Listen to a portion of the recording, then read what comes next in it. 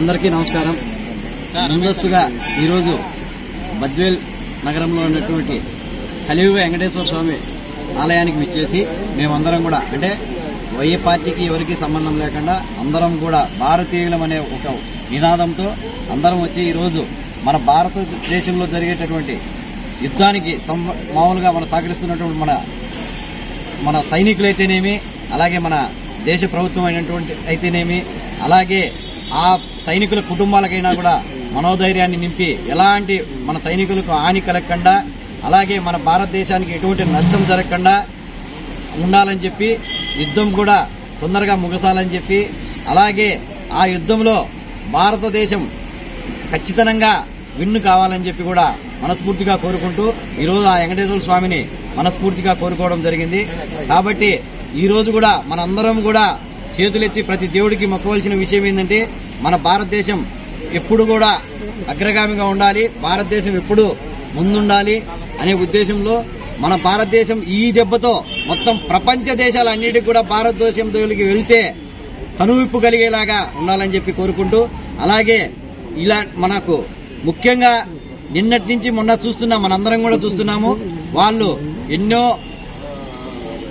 అర్థం కాలే మామూలుగా వాళ్ళు ఎన్నో మనకు కుట్రలు కుతంత్రాలు చేస్తూ పాకిస్తాన్ అక్కడేదో మీడియాలో భారతదేశాన్ని అంతా మేము సర్వనాశనం చేస్తున్నాం, భారతదేశం మీద ఇరుసుకుపడుతున్నామని చెప్పి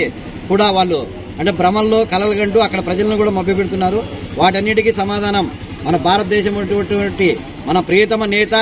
మన ఆశాజ్యోతి అయినటువంటి ప్రధాని నరేంద్ర మోడీ గారి సారథ్యంలో మనం ఖచ్చితంగా విజయం సాధిస్తామని చెప్పి, ఈ విజయం ప్రపంచ దేశాలకు కూడా కనువైపు కలగాలని చెప్పి, భారతదేశం వైపు కన్నెత్తి చూడాలంటేనే ఇతర దేశాలు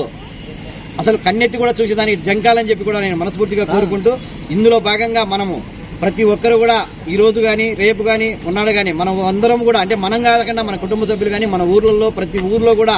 ఆ దేవాలయంలోకి వెళ్లి ప్రతి ఒక్కరు కూడా పూజలు చేసి వాళ్ళకి మనోధైర్యాన్ని నింపి మనకు ఎటువంటి నష్టం జరగకుండా సైనికులకు పూర్తిగా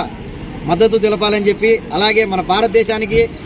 అయినటువంటి నరేంద్ర మోడీ గారి ప్రభుత్వానికి కూడా మనందరం కూడా మద్దతుగా నిలబడాలని చెప్పి, ఒకవేళ ఏదైనా అవసరం అనుకుంటే భారతీయ సైనికులకు ఏదైనా ఇబ్బంది కానీ భారతీయ సైనికుల కోసం ఏదైనా ఇబ్బంది అనుకుంటే కనుక మనందరం కూడా ముందుకు వెళ్లాలని చెప్పి, ఇదే విధంగా ముఖ్యంగా యువత ముందుకు వచ్చి ఇటువంటి కార్యక్రమాల్లో ముందు పాలు పంచుకోవాలని చెప్పి, ఇక్కడ ఎవరైనా కూడా మనకు దగ్గర మన సైనిక కుటుంబాలు ఉంటే వాళ్ళ కుటుంబాల దగ్గరికి వెళ్లి కూడా మనం వాళ్ళకు కూడా మనోధైర్యం నింపాలని చెప్పి కూడా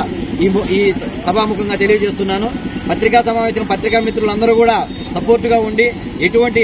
ముఖ్యంగా సోషల్ మీడియా మిత్రులందరూ కూడా అపోహలను సృష్టించకుండా, అపోహలను ఎక్కువగా మనం షేర్ చేయకుండా నిజంగా ఉండేదాన్ని మాత్రమే షేర్ చేయాలని చెప్పి కూడా మనస్ఫూర్తిగా కోరుకుంటూ ఇక్కడికి విచ్చేసిన మీ అందరికీ కూడా ప్రత్యేక ధన్యవాదాలు చెప్తూ భారత్ మాతాకే, భారత్ మాతాకే, భారత్ మాతాకే, నరేంద్ర మోడీ గారి నాయకత్వం, నరేంద్ర మోడీ గారి నాయకత్వం.